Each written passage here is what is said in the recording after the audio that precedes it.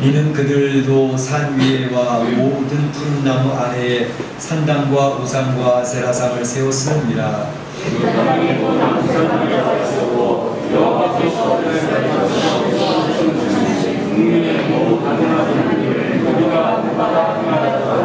르호보암 왕 제5년에 애굽의 왕 시삭이 올라와서 예루살렘을 치고 여호와의 손에 보물과 왕궁의 보물을 모두 빼앗고 솔로몬이 만든 금 방패를 다 빼앗습니다. 르호보암 왕이 그 대신 못으로 방패를 만들어 왕궁문을 지키는 시대 대장의 손에 맡기매 왕이 여호와의 손에 들어갈 때마다 시인한 자가 그 방패를 물어다가 시인으로 가져가라. 왕이 여호와의 성전에 들어갈 때마다 시위하는 자가 그 방패를 들고 갔다가 시서로 도로 가져갔더라. 르호보암의 나라가 불가능한 모든 일은 이스라엘이 아니하였느냐. 르호보암과 여로보암 사이에 항상 전쟁이 있습니다. 르호보암이 그의 조상들과 함께 자정이 그의 조상들과 함께 다윗의 조상들과 그의 어머니의 이름은 아하요 암몬 사람이라. 그의 아들 아비암이 대신하여 왕이 되니라. 아멘. 저희가 열왕기상을 지금 살펴보고 있는 가운데 지난 시간에는 북쪽 왕국의 초대왕 여로보암에 대해서 살펴보았습니다. 하나님의 축복의 언약, 다윗의 번가는 축복의 언약을 여로보암에게 주었지만 여로보암은 그 하나님의 언약들을 거부하고 자기 성격대로 살았죠. 하나님께서 되게 서운해하시며 섭섭해하셨습니다. 이제 14장 9절을 보게 되면 이제 나를 네 등 뒤에 버렸도다. 여로보암이 하나님을 자신의 등 뒤에 버렸다라고 표현을 하시면서 하나님께서 참으로 서운해하셨습니다. 그래서 그 여로보암은 그의 사랑하는 아들이 죽음을 당하는 일들 뿐만 아니라 그로 인하여 재앙이 그 나라에 임하는 역사가 있었다는 사실을 살펴보았습니다. 오늘 이 시간에는 남쪽의 왕 르호보암에 대해서 살펴보면서 하나님의 메시지를 듣고자 합니다. 르호보암 왕은 왕이 될 때 나이가 오늘 보니까 41세의 왕이 되었다 이렇게 되어져 있고 또 예루살렘에서 17년 동안 치리하였다 이렇게 되어져 있습니다. 이미 우리는 르호보암에 대해서 몇 가지 내용들을 살펴본 적이 있습니다. 그래서 오늘 이 시간에 살펴보고자 하는 것은 이 르호보암의 전체의 내용, 르호보암의 삶의 내용들을 살펴볼 때에 그 르호보암의 통치, 그래서 오늘 말씀의 제목을 르호보암의 통치라고 정했는데 그 르호보암 통치의 초기와 중기와 후기 어떻게 그 통치의 모습들이 바뀌어지고 있고 삶의 자세들이 바뀌어졌는가 하는 것들에 대해 살펴보면서 한영리를 나누고자 하는 것입니다. 먼저는 르호보암의 초기 통치가 어떠했는가에 대해서 생각해 보도록 하겠습니다. 이것은 사실 우리 성도님들이 이미 들은 내용들입니다. 르호보암이 초기에 그의 통치의 모습, 삶의 모습은 어떠했는가. 솔로몬에 의해서 후계자로 세워졌죠. 르호보암은 솔로몬의 아들로서 솔로몬이 후계자로 지목을 했고 그래서 왕이 되어졌는데 르호보암이 왕이 될 때만 하더라도 이제는 굉장히 뒤숭숭한 그런 상황이었습니다. 이제 국가의 민심이 많이 흔들리고 있었고 여론이 막 분열되고 있는 그런 상황이었거든요. 그래서 이런 것들을 수습하기 위해서 르호보암 왕은 이제 에브라임에 있는 그들의 이제 지도자격인 여로보암이 르호보암을 초대를 했죠. 올라오세요 세겜으로. 그러니까 이 르호보암은 여로보암의 초대를 받아서 세겜으로 가게 되었죠. 세겜에 가니까 이 르호보암을 중심으로 한 참 반역의 기운이 있는 사람들이 모여와서 르호보암에게 요청을 합니다. 당신의 아버지 솔로몬은 제 성전을 짓고 왕국을 지으면서 너무나도 우리를 힘들게 많이 했다. 그러니 이제는 당신이 우리의 고역, 우리의 무거운 짐들을 좀 덜어주기만 한다면 우리는 왕 앞에 충성을 다하고 당신을 섬기겠습니다. 라고 이제 이야기하는 거죠. 그 이야기를 듣고 르호보암은 그래? 내가 한번 생각 좀 해봐야 될 것 같아. 3일 후에 다시 와라. 그때 내가 답을 주겠다. 라고 얘기를 하죠. 그래서 3일 동안 이 르호보암은 자문 그룹의 의견을 듣게 됩니다. 두 그룹이 있었죠. 나이 많은 노인 그룹. 이 사람들은 솔로몬 왕 때의 그 자문단입니다. 그 솔로몬 왕을 보필하고 나라를 평화의 시대를 이끌어갔던 그런 자문들, 노인 그룹이 있었고, 또 한 그룹은 이제 이 르호보암과 같이 자라나면서 굉장히 친밀하게 지냈던 자기 주변에 있는 그런 젊은 사람들의 자문 그룹이 있었죠. 그 두 그룹의 이야기를 들어보니 그 솔로몬 왕을 보필했던 노인들 그룹은 이야기하기를 왕이시여, 저들의 말에 그렇게 큰 무리가 없습니다. 사실 솔로몬 왕이 평화의 시대를 누리긴 했지만 그 백성들이 많이 힘들었습니다. 그러니 그들의 말을 들어주시고 좋은 말로, 부드러운 말로 그들에게 대답을 해주시면 그들이 지금 다짐하지 않습니까? 왕을 섬기겠다고 그렇게 할 줄로 믿습니다. 그렇게 한번 해보시죠 라고 이야기를 했습니다. 그래요? 알았습니다 라고 하더니 이번에는 이제 자기와 함께 자라고 자기와 마음이 맞는 젊은 그룹들의 그 자문을 듣고 됐습니다. 그들이 이야기하기는 르호보암 그 무슨 말이냐고, 그렇게 하면 가뜩이나 지금 힘도 없는데 저들이 깔아뭉질 겁니다. 이때 바로 기성을 제압을 해야 됩니다. 그러니까 그들이 이야기할 때에 바로 강하게 이야기하십시오. 이제 나는 아버지 거보다 더 강하게 정갈 채찍으로 다룰 것이다 라고 이야기를 하라, 이렇게 얘기를 합니다. 르호보암은 그 두 장군의 이야기를 듣고 그가 선택을 하고 결정을 해야 됐는데, 그가 대답을 할 때 3일 후에 여로보암과 그 가신들이 쭉 나와서 이야기를 합니다. 그랬을 때 그는 성경에 보게 되면 확한 말로 대답을 했다 그랬습니다. 부드럽지도 않아요. 그들이 이해할 수 있도록 이야기하지도 않습니다. 확하게 감정이 실린 말로 그리고 이야기를 하니까 그 자리에서 바로 여로보암과 그 무리들이 우리 가문이 다윗과 더 이상 무슨 관계가 있냐, 우리는 더 이상 르호보암이나 그 다윗의 가문을, 유다 가문을 섬길 필요가 없다라고 하면서 갈라지죠. 그렇게 함으로 인해서 이 르호보암은 참으로 나라가 분열되어지는 그런 상황이 되어졌습니다. 자칫 잘못하다가는 르호보암이 거기서 맞아 죽게 생겼거든요. 그래서 불행하게 도망오게 되는 그런 상황이 있었습니다. 참으로 르호보암 당시에 그 나라를 이끌어가는 최고의 결정권자였고, 그래서 그의 선택과 결정은 전 국가에 완전히 영향력을 미치는 그런 상황이죠. 그러니까 리더 한 사람의 분별력은 얼마나 중요한가, 그 한 사람의 선택과 결정으로 나라가 왔다 갔다 하게 되는 것이죠.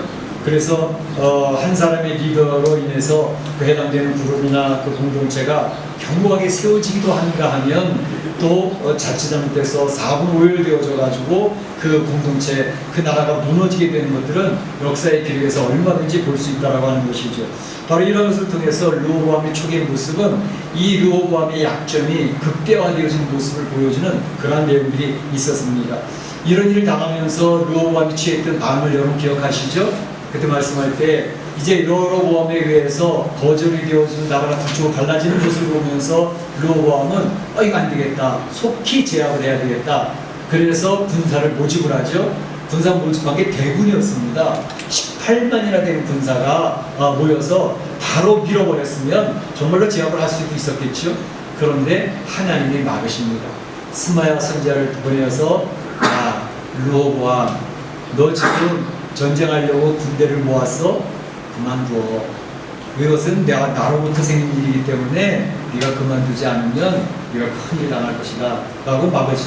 그때에 바로 싸우지 말고 각기 집으로 돌아가라, 이 일이 나로 말미암아 난 것이라. 열왕기상 12장 24절에 이렇게 이야기를 하는데, 그래도 다행인 것은 르호보암이 그 스마야 선지자의 말을 순종을 합니다. 자기는 가서 싸우고 싶은데 속삭 이야기를 하니까 알았습니다, 하나님이 말씀하신 거라면 들어야죠 라고 순종하는 것입니다. 그나마 얼마나 다행스러운지 모릅니다. 그래서 초기 르호보암의 통치는 자기 자신의 큰 약점을 보이는 그런 모습이 있기도 했지만, 그 감정을 절제하고 하나님 말씀 순종을 해서 그래도 평탄하게 지나가는 그런 모습을 볼 수가 있습니다. 그런데 그곳에서 보이지 않았던 또 다른 모습이 오늘 본문에서 설명이 되고 있죠. 오늘 말씀 보게 되면 23절, 24절 이렇게 되어져 있습니다. 22절부터 그 범한 죄로 여호와를 노엽게 하였으니, 뛰어나게 범한 죄로 여호와를 노엽게 하였다 했습니다. 23절에 보면 상당과 우상과 아세라상을 세웠습니다. 24절에 보게 되면 그 땅에 또 남색하는 자가 있었고, 남색이 뭐죠? 개입니다. 개입. 예, 남자끼리 하는 동성애. 이런 남색하는 자도 생기는 그런 상황, 사회 분위기. 그리고 모든 가증한 일을 우리가 본받아 행하였다. 모든 가증한 일이 막 그냥 그 나라에 막 나타나고 있는 것이었어요.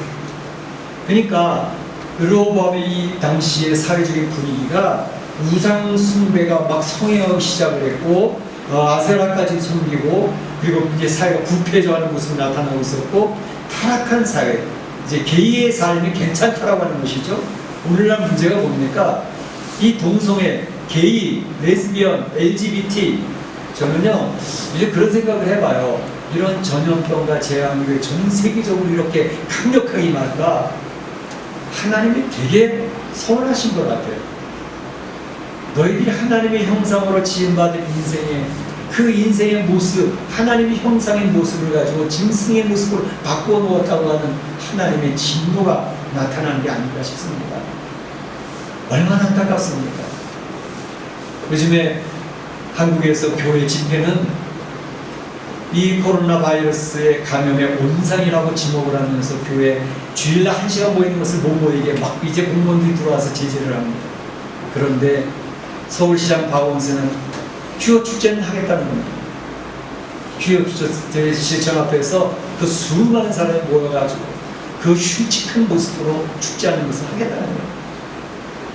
누가 봐도 상식적이지 않지 않습니까? 이런 모습을 보고 하나님께서 한국 사회를 기뻐하시겠는가? 그런 생각이 드는 거예요. 우리 회개해야 합니다. 특별히 이렇게 퀴어 축제를 한다는 동성애가 이제 대놓고 막 가서 서울지구, 인천지구, 광주지구, 대구지구, 부산지구 전국적으로 조직망을 가지고 이런 일을 하고 있는 이러한 상황에 모습은 한국 교회의 모습이라는 것입니다. 한국 교회가 문제라는 거예요. 왜냐하면 옛날에는 한국 교회가 강력해서 영적인 분위기로 그 교회를 나라를 이끌어갈 때에는 대놓고 동성애를 얘기하지 못했습니다. 차마 부끄러워서 누구 이 가족이 얘기도 못했습니다. 지금은 전 국민이 보란 듯이 우리의 자유, 우리의 인권 그런 거 떠들고 있지 않습니까? 그러니 한국교회가 책임을 져야 되는 것이고, 한국교회가 회개를 해야 되는 것이고, 한국교회가 몇만 명이 모였다, 몇십만이 모인다, 그게 뭐가 이렇게 중요합니까? 영적으로 하나님의 뜻을 선포하지 못하고 국민들에게 손가락질 받는 한국교회가 되어졌다면 바로 그 부분을 놓고 우리가 회개해야 되지 않겠냐고요. 목사들이 먼저 회개해야 됩니다. 목사들이 잘못 지도했고, 목사들이 바로 그런 부분을 잘못했기 때문에 그렇고, 장로들이 회개해야 되고, 먼저 있는 성도들이 회개하는 기회를 지금 가져야 되지 않겠나, 그런 생각을 해보게 되는 것입니다. 바로 르호보암 시대에 바로 그러한 사회가 부패하고 타락하고 괜찮다라고, 우리 잘 살기, 나 잘 먹고 잘 살기 위해서 아세라상을 섬기는, 풍요의 신을 섬기는 그런 시대로 사회가 가고 있으니 어떻게 되겠습니까? 근데 오늘 본문에서 바로 르호보암의 통치가 사회의 이런 모든 모습에 있어서 이것을 잘 못한다고 하는 그것의 원인을 한 가지 지적을 하고 있습니다. 자세히 보시면 그 내용이 구체적으로 나와있지는 않지만 자세히 보면 잘 걸리는 단어가 있어요. 그 걸리는 단어가 뭘까요? 이런 단어가 있습니다. 예루살렘에서 17년을 다스리는 동안 그의 어머니의 이름은 뭐예요? 그의 어머니 이름은 나아마라고 되어 있습니다. 나아마로 되어 있는데 그 나아마가 어디 사람이라고요? 암몬 사람이더라. 그 르호보암의 어머니 이름은 나아마요, 암몬 사람이더라. 암몬 사람이더라. 그런데 여기서 한 번만 나온 게 아니고요, 마지막 절에 또다시 반복해서 하나님이 강조를 하고 있습니다. 31절에 보게 되면 그 어머니 이름은 나아마요, 암몬 사람이었더라. 나아마, 르호보암의 엄마는 나아마요. 근데 암몬 사람. 이걸 보면서 느끼는 건 뭐가 이렇게 와서 닿는 것 같지 않습니까?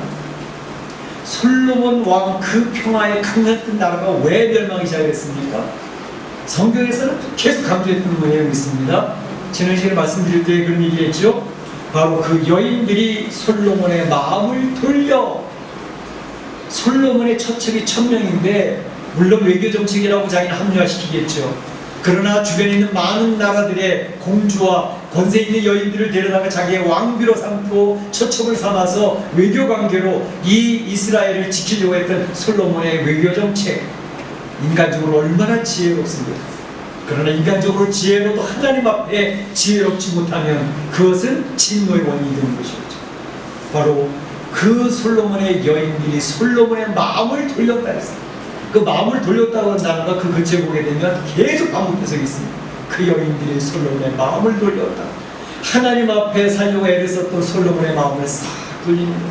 남자들은 바보 같아가지고 여자들이 이야기하면 왠지 아니다 그러다가 맞다 이렇게 다 바꿔지는 것입니다. 그래서 솔로몬이 그 여인들이 요구하는 대로 그들의 우상을 다 세워주지 않습니까? 예루살렘 성전 가까운 곳에 그 우상들을 다 세워줍니까? 그래 니네가 하고 싶은 대로 해. 내가 사랑하는 여인이니까 너 하고 싶은 대로 해. 자기의 권력을 그런 데다 쓰고 있는 것입니다. 그래서 결국 하나님께서 그것을 보다 못해서 진노하시를 작정을 하시지 않습니까? 단지 솔로몬 때 진노하시지 않았던 것은 그의 아버지 다윗을 기억하여 너 때에는 망하지 않지만 내 아들 때에 그 진노가 있는 것입니다. 그래서 이 망하는 거 아닙니까? 그런데 오늘 말씀에도 보게 되면 바로 솔로몬의 그 10,000명이 되는 그 여인들 가운데 한 명이었던 나아만, 아마도 솔로몬의 애첩이었을 것 같아요. 그러니까 그 아들을 왕 후계자로 삼지 않겠습니까? 그런데 바로 그 여인이 출신이 어디냐? 암몬 사람이었다는 거죠. 암몬 사람. 어디서 자랐느냐? 자랄 때 모습이 어땠는지 굉장히 중요합니다. 암몬 여인이라고 하는 것은 암몬의 문화와 암몬의 우상을 섬기던 그러한 출신의 여인이었다는 것을 의미하는 것이고, 그 여인 그러한 어머니 밑에서 자란 르호보암의 생각이 어떠하겠느냐 하는 것을 하나님은 암시하고 있는 내용입니다.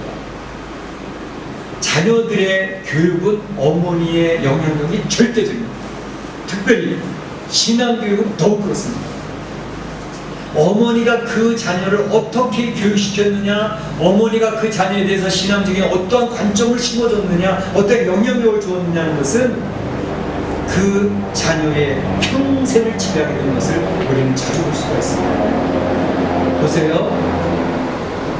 애굽의 노예 생활을 할 때에, 노예 생활하고 히브리인들이 환난과 핍박으로 아기를 낳기만 막 죽어나간 그때에 요게벳이라고 하는 엄마는 모세를 키워내는데, 그 어려운 상황, 어려운 환경 속에서도 하나님 먼저, 하나님 앞에 서야 돼, 신앙을 지켜야 돼, 그걸 계속적으로 가르치니 모세가 한 국가를 구해내는 지도자가 되지 않습니다.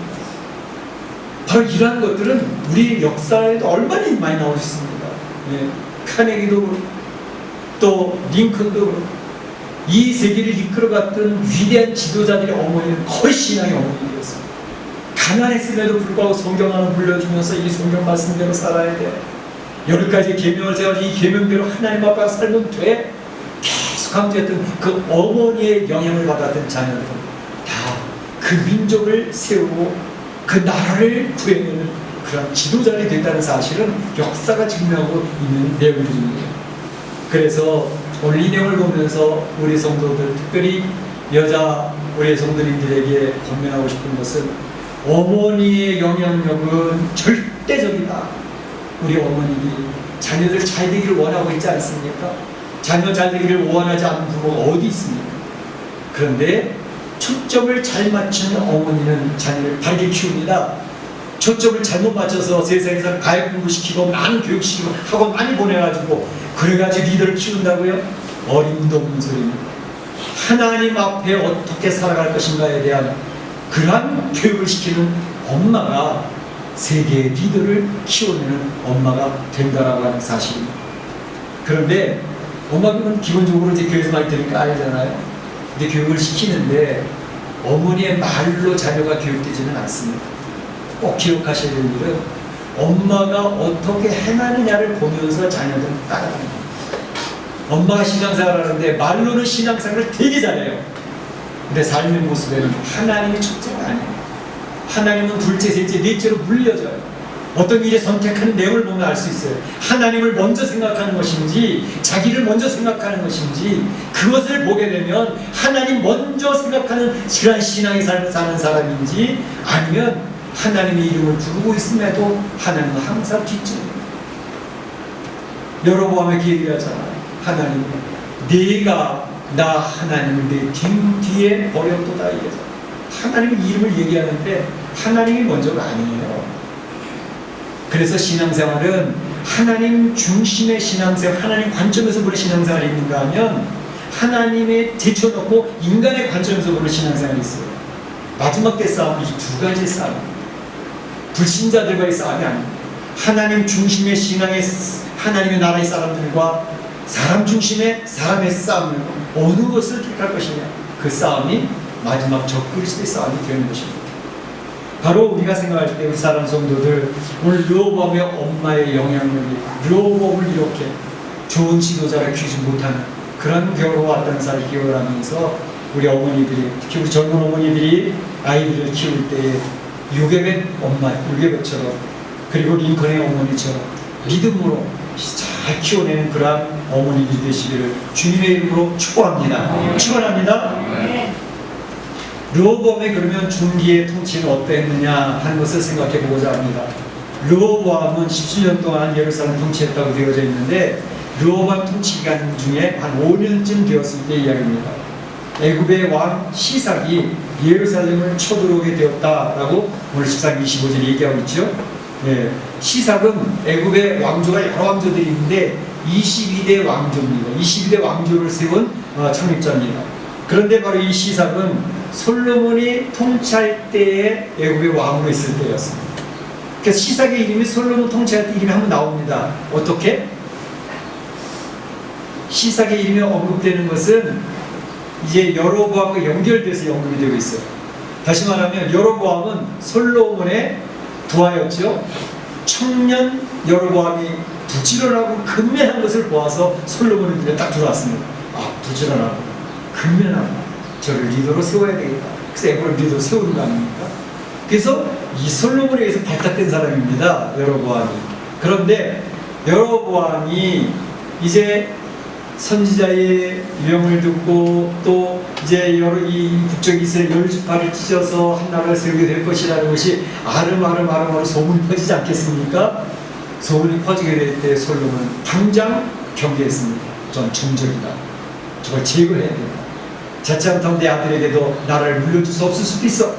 그러니까 솔로몬은 여로보암을 죽이려고 찾아 수송을 했죠. 그때 여로보암은 어디로 도망갔을까요? 바로 애굽의 왕 시삭에게로 도망을 갑니다. 그래서 시삭 밑에 가가지고 여로보암이 이제 이 왕의 리더 훈련을 받게 되는 것이죠. 나중에 언제 돌아왔다고요? 솔로몬 왕이 죽었을 때에 여로보암이 돌아왔다는 것이죠.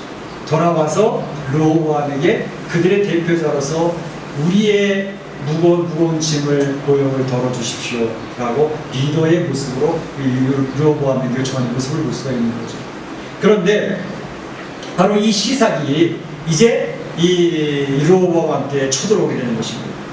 이제 여기 오늘 본문에 보게 되면 우리 열왕기상 14장에 있는 내용이 역대하 12장에 보게 되면 자세하게 나와 있습니다. 여기 나오지 않고 언급되지 않는 내용들도 더 많은 내용이 언급되고 있어서 그 내용을 비교해서 보시게 되면 더 정확하게 들어오게 되는데 역대하 12장에 보게 되면 병거 1200개, 마병 6만, 그걸 말할 수 없는 엄청난 군대를 들고 바로 르호보암에게 쳐들어왔다는 것입니다. 그래서 결과는 어떻게 되었다고요? 14장 26절에 보게 되면 성전의 보물을 다 뺏겼습니다. 성전의 보물은요 굉장히 귀한 존귀한 것들이 있거든요. 그걸 다 뺏겼어요. 또 왕궁의 보물도 모두 빼앗겼다 했습니다. 구체적인 예를 든 것은 솔로몬이 만든 금 방패를 다 빼앗은지라. 솔로몬 때는요 금이 은이 막 그냥 흘러다녔습니다. 그걸 가지고 엄청난 많은 금 방패를 만들어 놨던 거죠.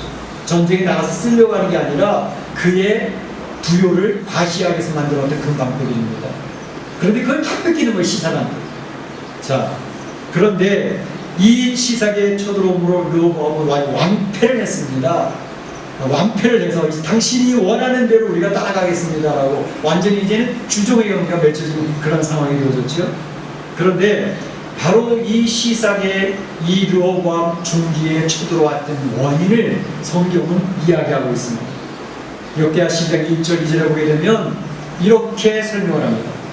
르호보암의 나라가 견고하고 세력이 강해지네. 르호보암이 나라가 굉장히 견고해졌다는 거예요.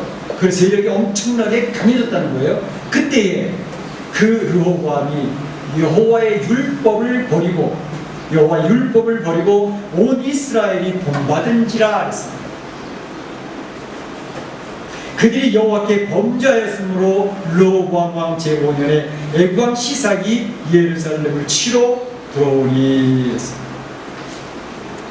역대하 12장 5절을 보게 되면 스마야 선지자가 그 얘기를 합니다. 정확하게 이야기를 합니다. 르호보암에게 너희가 나 여호와 하나님을 버렸으므로 나도 너희를 버려 하나님의 시삭의 손에 넘겼노라. 너희가 나를 버렸기 때문에 나도 너희를 버린다. 그래서 너희를 시삭의 손에 이제 넘겨버렸다 라고 정확하게 이야기하고 있습니다. 그 시삭이 그렇게 많은 군대를 들이고 들어와서 르호보암을 짓밟게 되었던 것은 바로 르호보암이 자기 세력이 강해졌다, 이제는 내 나라가 견고하다 라고 하는 자만감이 극도로 임했을 때에, 그때에 그는 하나님을 더 이상 생각하지 않았습니다. 평안의 시대인데 모든 것이 내 뜻대로 다 잘 됐는데 이렇게 한 그때에 시삭을 하나님의 도구로 삼아서 바로 르호보암을 짓밟아버리는 그런 역사가 있었다라는 것을 이야기하고 있습니다. 바로 이러한 것들은 성경에서 계속해서 반복해서 이야기하는 내용들입니다. 하나님 앞에 바르게 설 때에는 하나님이 축복을 주시고, 그 마음의 중심이 하나님께로 향해 있을 때는 하나님 축복을 쏟아부어 주시고, 그런데 사람이라는 것은 원래 간사해서 모든 것이 잘 되면 편해지잖아요. 그러면 하나님 앞에 하나님 살려달라고 외치는 사람도 어느 순간에 나한테 해줘요. 하나님 주시니까 감사하다 그러고 지나가면서 더 이상 하나님 앞에 기도하지 않습니다. 하나님 말씀을 더 이상 기민하게 받아들이지 않습니다. 그러다 보니까 점점 하나님 거리가 생기잖아요. 그러니까 하나님이 볼 때 얘야 너 왜 자꾸 나한테 멀어지니? 하나님 이야기하시고 발길을 걷어차도 모른다니까요. 그러니까 나중에 그들이 하나님을 버립니다. 율법을 멀리하는 겁니다. 그 율법을 버리고 하나님을 버렸으므로 나도 너희를 버리겠다. 그래서 그 삶에 공부가 찾아오고 어려운 문제가 찾아오고 가정을 뒤흔드는 일들이 생기고 사업을 뒤흔드는 일들이 생기고, 우리 하나님은 살아계신 하나님이기 때문에요, 우리의 마음을 읽고 계시다니까. 이게 다른 사람은 몰라도 내가 마음에 무슨 생각을 하고 있는지, 어떻게 하나님의 마음을 기울이고 있는지 안 기울이고 있는지 그걸 읽고 계시는 분이 하나님이시더라고요. 그래서 우리가 조금 더 하나님 앞에 마음을 기울이는 그런 내 마음의 중심이 중요하다는 것이죠. 근데 그러한 것들이 그냥 하나님 물론 기다려주시고 참기도 하시고 인내하시는, 그래서 이 견인이라고 하는 교리가 있잖아. 우리가 쓰러지고 넘어지고 자빠져도 하나님 끝까지 그의 참신함을 붙들고 해서 결국 구원받는 견인의 교리가 있잖아요. 그런데 그럼에도 불구하고 하나님의 어떤 순간이 되어집니다. 네가 나를 버렸으면 나도 너를 버리겠다 선언하시는 동시에 그의 삶에는 공부가 찾아옵니다. 분명히 내가 알아먹도록 하나님께서 역사하신 역사들의 하나님의 터치하심이 나타납니다. 그걸 경험하는 사람들이 우리들입니다. 그래서 하나님이 뭔가를 뒤틀고 계시네. 내가 계획했던 대로 안 풀어지네. 내가 기대했던 대로 뭔가 안 되네. 그때 빨리 눈치를 채고 하나님 엎드리면 되는데, 그때도 에이 우연이야. 뭐는 다 그러다 잘 되겠지. 그러다 나가다 보면 하나님의 발로 뻥 걷어차는 때가 생겨요. 그때는 이미 벌어지고 난 다음에는 큰 문제가 생기는 거죠. 그래서 우리나라 좀 우리 하나님 앞에 마음을 기울여서 하나님의 분명하신 어느 나라가 되기를 우리가 기도하고 있는 거 아닙니까? 내가 괜찮아, 나라는 그렇게 흘러가는 거야. 그냥 그러고 가만히 있으면 걷어차면 6.25 전쟁, 일제시대 때 그 고통스러운, 또 나가지 말라는 법이 없습니다. 하나님 앞에 우리가 마음을 기울여서 불쌍히 여겨달라고 하나님 앞에 회개하는 마음이 있지 않아요? 우리 좀 지켜지겠네요. 그런 마음을 가져보는 것입니다. 오늘날 시진핑이가 중국에 있는 교회 십자가들을 다 불태우지 않았습니까? 그 잘 지은 큰 교회당을 갖다가 막 밀어버리지 않습니까? 나는 하나님의 진노를 부르고 있다고 생각을 해요. 그래서 시진핑의 권세가 얼마나 강했나 그런 생각을 해봅니다. 지난번에도 말씀드렸던 것처럼 우한 코로나 바이러스로 유명하잖아요. 근데 우한이 더 유명한 이유가 있습니다. 우한 1000만 명이 모이는 도시인데 거기서 일을 하기 시작을 하면 전국적으로 퍼져나간다는 거예요. 그래서 중국의 정치자 리더십이 바뀌게 되는 게 한두 번이 아니라는 거예요. 청나라가 멸망할 때도 우한에서부터 반국가 반정부 운동 시작이 됐다는 거예요. 요새 보니까 우한에서 폭동이 일어났다는 얘기 들으면서 하나님 이거 어떻게 되는 거죠? 제가 그런 모습으로 봤는데 시진핑이가 그 권세가 얼마나 대단했습니까? 뭐 중성병, 다 물러가는 자기가 모든 권세를 장악을 해가지고 이제 독재 체제를 만들지 않았습니까? 그런 독재 체제 하더라도 하나님 앞에 반항하면 안 되죠. 어디를 하나님 앞에 대립니까? 그 끝을 나중에 보십시오. 어떻게 됩니까? 바로 이런 것들은 하나님께서 역사를 통해서 보여주는 것들입니다. 그래서 신앙은 역사성이 있는 것입니다. 그런데 바로 이 르호보암에게 하나님께서는 네가 나를 버렸기 때문에 내가 너를 네가 견고하다고 생각하고 내 힘이 세력이 강하다고 이야기하지만 시삭을 도구로 삼아서 네 땅을 짓밟는 거야 라고 보여주셨던 것입니다. 그래서 역대하 12장 8절에 보게 되면 하나님이 그렇게 짓밟고 놓고 나서 이야기하시길 뭐라고 했냐면 그들이 시삭의 종이 되어 나를 섬기는 것과 세상 나들을 섬기는 것이 어떠한지 알게 하려고 그렇게 했다는 것입니다. 재밌는 내용입니다. 왜 시삭을 동원해서 르호보암과 그 나라를 짓밟아 잔인하게 밟아버렸느냐? 그것은 하나님이 나를 섬기는 게 좋겠니? 아니 나를 안 섬기는 게 좋겠니? 그거 알게 하려고 시삭을 불러들여서 니네 나라 다 짓밟은 거야. 그렇게 얘기하시는 거예요. 하나님이 지금 이야기를 하고 계시는 거예요. 르호보암하고 그 백성들하고 내 말 잘 들어가지고 편안한 게 좋니? 아니면 내 말 안 듣고 네 마음대로 살다가 그런 다른 강대국에서 짓밟혀가지고 고생하고 처참하게 전쟁의 그 처참함을 맛보는 게 좋니? 내가 그거 알게 하려고 지금 일을 하는 거야 라고 스마야 선지자를 통해서 이야기하고 싶은 거죠. 그러니까 르호보암의 중반기 통치는 나라가 견고하고 세력이 강해졌다고 자만하다가 하나님과 멀리 율법도 버리고 여호와께 범죄함으로 전쟁으로 처참하게 무너지는 그것을 경험하는 시기가 르호보암의 중반기의 통치의 모습이었다라는 것을 말씀드릴 수 있습니다. 그러면 후반기의 통치의 모습은 어떠했을까? 르호보암의 후기의 통치의 모습을 성경은 간단하게 설명을 하고 있습니다. 이렇게 얘기합니다. 자신의 힘을 과신하고 자만하다가 하나님을 멀리 했던 그가 전쟁을 통해서 크게 무너짐을 경험하고 났죠. 그 뒤에 르호보암은 태도의 변화를 보기 시작합니다. 태도의 변화가 역대하 12장 6절에 이렇게 나와 있습니다. 르호보암 그 왕이 스스로 겸비하여 스스로 낮아졌다는 것. 하나님 앞에 가서 무릎을 꿇기 시작했다는 거죠. 그리고 이르되 여호와는 의로우시도다 돌아왔어요. 여호와는 의로우시도다 라고 선포하기 시작했습니다. 고난을 통해서 자신을 깨닫고 삶의 자세를 바꿀 수만 있다면 그 고난으로 끝나지 않고 저주로 끝나는 게 아니라 축복이 됩니다. 할렐루야. 네. 할렐루야. 네. 고난을 축복으로 바뀔 수 있는 것은 하나님 앞에 엎드리면 되는 것입니다. 그래서 시편 119편 71절에 그런 얘기를 하고 있죠. 고난당한 것이 내게 유익이라 이로 인하여 내가 주의 윤례를 배우게 되었나이다. 고난당한 것이 내게 유익이라는 거예요. 유익이라는 거예요. 고난이 없었더라면 항상 편안했더라면 내가 생각했던 대로 잘 풀려나왔더라면 경제적인 어려움도 없었더라면 내가 내 마음대로 살아가지 않았겠느냐. 그렇다면 내 영혼이 무너지면 어떡하겠냐. 그러니 경제적으로 좀 어려워져 몸에 좀 질병이 생겨서 그 고난 때문에 하나님 앞에 스스로 견면서 엎드려서 주님을 바라볼 수 있다니. 그래서 하나님이 나를 긍휼히 여길 수 있다면 그 고난이 내게 축복이 아니겠는가 라고 이야기하고 있습니다. 오늘 전 세계에 지금 전염병 코로나19가 뒤덮고 있습니다. 모든 나라들이 공포 가운데 빠졌습니다. 최첨단 무기를 가졌다는 비밀이 쫙쫙쫙 내고 있습니다.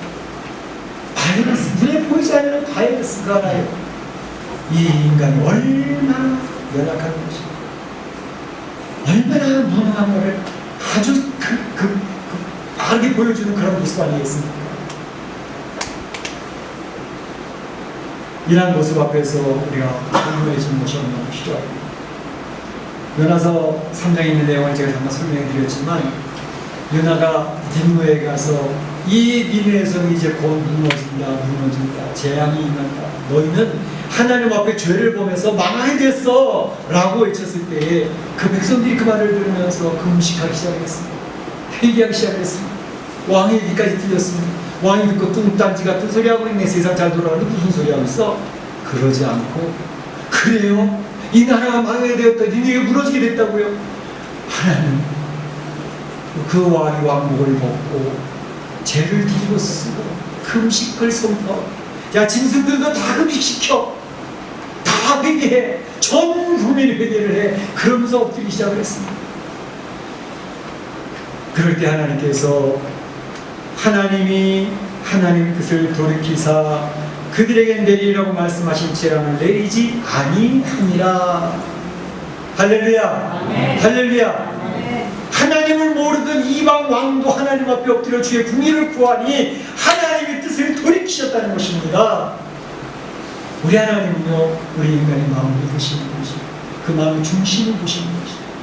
그렇기 때문에 전염병을, 바로 이런 재앙을 하나님이 퍼미션, 허락하지 않으면 이 땅에 올 수가 없어요.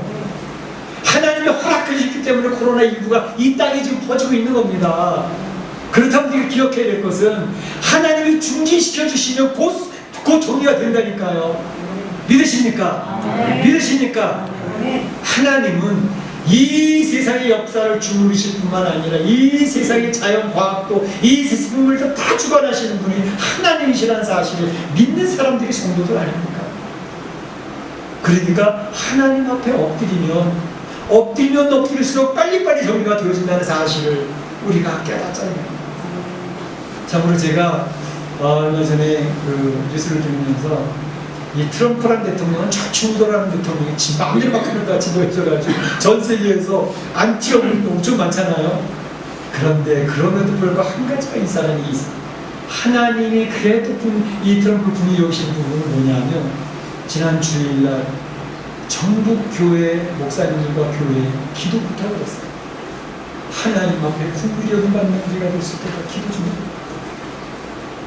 하나님의 국민이 얻으시면 하나님이 지켜주실까? 우리 전 국민은 바로 이 문제를 하나님께 맡겨 하나님의 국민을 구할 수 있도록 기도했다고. 이게 참 좌충우돌하는 좀 엉뚱한 트럼프에도 불구하고 어느 나라 대통령이 하나님 앞에 기도하자고 교회에 부탁을 하고 있어요. 그것을 하나님은 기뻐하고 계시다고 생각해요. 바로 하나님은 이 세상에 얼마나 착하게 살았냐, 바르게 살았냐, 그 문제가 아니라 하나님 앞에 자기의 죄인 줄 알면서 하나님의 긍휼을 구하는 인생이 될 때 하나님 긍휼이 오신다는 것입니다. 그래서 우리 마음을 하나님께 맞춰야 된다는 거예요. 사람들한테 맞추지 말고 하나님께 맞춰야 되는 거지. 그럴 때 하나님께서는 스스로 겸비한 모습을 보면서, 바로 르호보암의 스스로 낮춰지는 모습을 보면서 하나님 선언한 것이 있습니다. 역대하 시장 7절에 보여드리면, 여호와께서 그들이 스스로 겸비함을 보신지라 나의 노를 예루살렘에 쏟지 아니하리라. 할렐루야. 할렐루야. 그것입니다. 겸비함을 보신 하나님은 그래 알았어 라고 하시니 다 거둬두십니다. 제 암수치 거둬두시면서 고난의 경고를 받거나 경험하게 될 때에 스스로 경배해서 돌이켜 하나님을 바라보는 것은 살 길이 열리는 것입니다. 오늘 르호보암 한번 생각해 봤는데요. 르호보암의 한 인생을 다 보지 않습니까?